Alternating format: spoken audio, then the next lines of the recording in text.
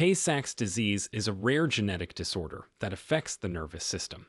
It's most commonly found in infants but can also present in late childhood or adulthood. This condition is characterized by the deterioration and destruction of nerve cells, leading to severe neurological impairment and ultimately death. Tay-Sachs disease occurs when there is a deficiency of an enzyme called hexosaminidase A, or Hex-A for short. This enzyme plays a crucial role in breaking down fatty substances in the brain and nervous system.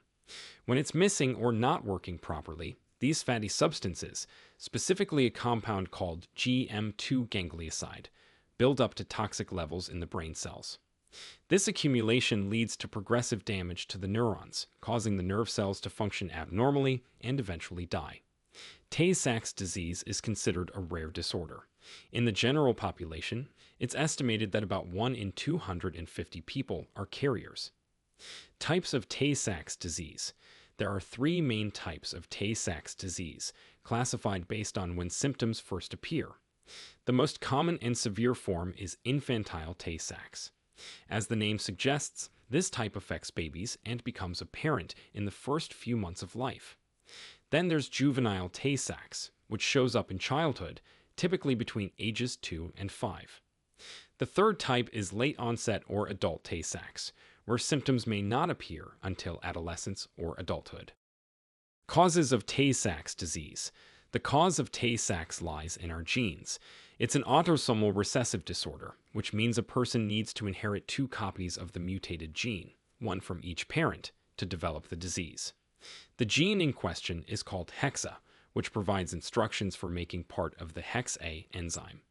When both copies of this gene are faulty, the body can't produce enough functional Hex-A enzyme, leading to the buildup of GM2 ganglioside. Parents who are carriers of the Tay-Sachs mutation have 1 normal copy of the Hex-A gene and 1 mutated copy. They typically don't show any symptoms of the disease themselves. However, when 2 carriers have a child, there's a 25% chance with each pregnancy that the child will inherit 2 mutated copies and develop Tay-Sachs disease. Symptoms of Tay-Sachs disease. The symptoms of Tay-Sachs vary depending on the type, but they all involve progressive neurological deterioration. In infantile Tay-Sachs, the most severe form, babies often appear normal at birth and for the first few months of life. However, parents and doctors start noticing issues around 3 to 6 months of age. One of the earliest signs is an exaggerated startle response to sound. Babies with Tay-Sachs may react more strongly than usual to sudden noises. As the disease progresses, infants with Tay-Sachs begin to miss developmental milestones. They may have difficulty rolling over, sitting up, or reaching for objects. Their muscles start to weaken, a condition called hypotonia, which can make them seem floppy when held. Vision problems are another hallmark of Tay-Sachs. Affected infants often develop a cherry red spot in the back of their eyes, which doctors can see during an eye exam. As the buildup of GM2 ganglioside continues to damage nerve cells, more severe symptoms appear. Babies may develop seizures, lose their ability to move, and have difficulty swallowing. They may become increasingly unresponsive to their environment. It's a heartbreaking progression for families to witness.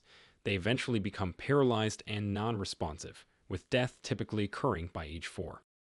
In juvenile Tay-Sachs, symptoms usually start appearing between ages 2 and 5. Children may begin to have trouble with coordination and balance. They might start falling more often or have difficulty with tasks they could previously do easily. Academic performance often declines, and speech problems may develop.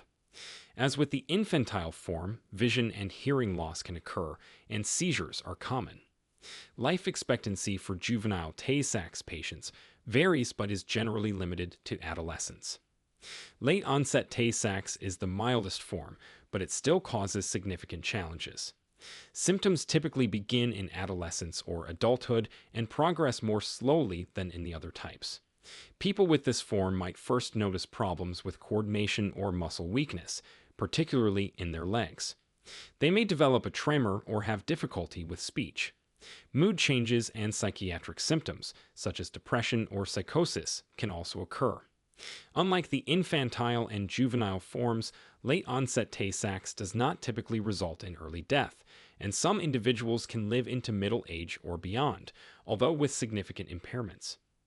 Diagnosis of Tay-Sachs disease. Diagnosing Tay-Sachs disease involves a combination of clinical observation and laboratory tests. When doctors suspect Tay-Sachs based on a child's symptoms, they'll typically start with a blood test to measure Hex-A enzyme activity. In individuals with Tay-Sachs, this enzyme activity is very low or absent. Genetic testing can confirm the diagnosis by identifying mutations in the Hex-A gene. For couples planning to have children, carrier testing is available. This involves a blood test to check for Hex-A enzyme levels or genetic testing for Hex-A mutations.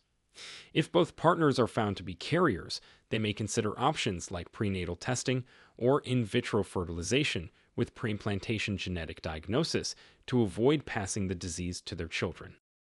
Treatment for Tay-Sachs disease. When it comes to treatment, the current reality of Tay-Sachs is challenging. As of now, there's no cure for Tay-Sachs, and treatment focuses on managing symptoms and providing supportive care.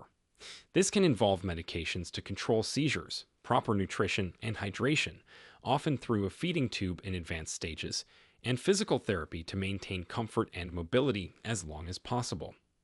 For infants with Tay-Sachs, treatment is primarily palliative, aiming to keep the child as comfortable as possible. This might include medications for pain relief and to control muscle spasms. Special equipment like suction devices can help manage secretions that the child has difficulty clearing on their own. In juvenile and late-onset Tay-Sachs, treatment is tailored to the individual's specific symptoms. Physical therapy and occupational therapy can help maintain function and independence for as long as possible. Speech therapy may be beneficial for those experiencing speech difficulties. For psychiatric symptoms in late-onset Tay-Sachs, medications and counseling can be helpful. Potential future treatments. While the current treatment options are limited, researchers are actively working on potential therapies for Tay-Sachs disease.